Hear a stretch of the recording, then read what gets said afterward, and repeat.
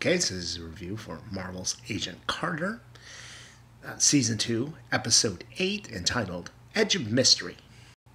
Okay, so I'll give a quick synopsis of what happened in this episode. Basically, we leave off. We start where we leave off. Anna Jarvis has been shot. She's in the hospital. She pulls through, but there's some complications where I guess she got shot in the abdomen, so she won't be able to have any children ever. Of course, this makes Jarvis pretty upset. Same time, Dr. Wilkes has been captured by Whitney Frost, and she's trying to basically convince him to come over to her side. She's talking about how their powers, how there's this noise that she keeps hearing, and she alludes to that. Meanwhile, Peggy and Sosa are trying to figure out a way to get Dr. Wilkes back, so they go and beat up some of her boyfriend's hooligans, and they make a deal with him to set it up, trade the rods that Whitney's after for Dr. Wilkes. And of course, they get with the annoying scientist guy to make some fake rods as part of the trade. So they trade these fake rods for Dr. Wilkes, but they find out that the rods are fake, so they have to take off. As they're driving along, trying to figure out why our henchmen aren't picking up to her, Dr. Wilkes turns out to pull a gun in. Turns out Whitney was able to convince him to come over to her side. So now Dr. Wilkes is evil. I kind of saw that last week, where Dr. Wilkes was talking, and he sort of seemed to have this sort of cranky attitude. I was like, oh, they're not turning him evil, are they? So I guess they have.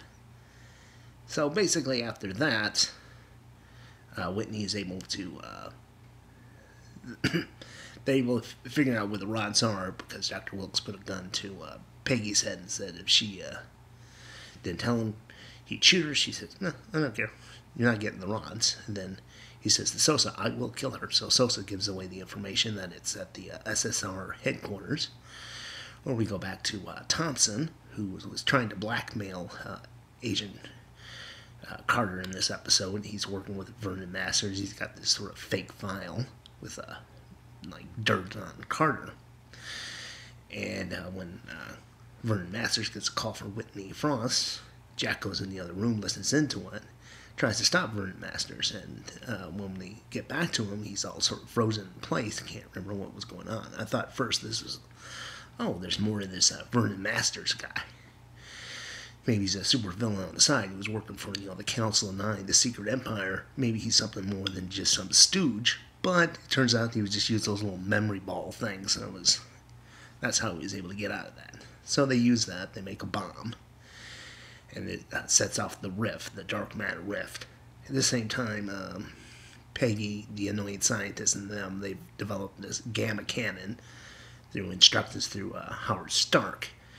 And they shoot it up at this thing. They're able to stop the rift, but not before Dr. Wilkes is sucked into it, because he hears his voice.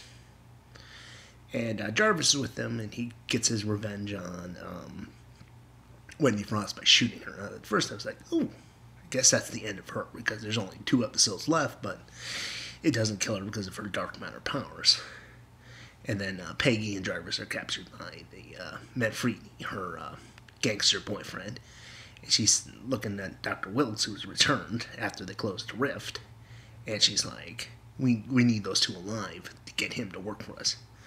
So I thought it was an interesting cliffhanger, but all around the episode was just really simple. We've got Jarvis going off the edge. We've got Jack Thompson, I guess he's back working for the good side. Yeah, it was kind of, I used the phrase there to be there, and it sets up the last 2 episodes. And aside from that, I thought it was a decent episode. Onward to the next one.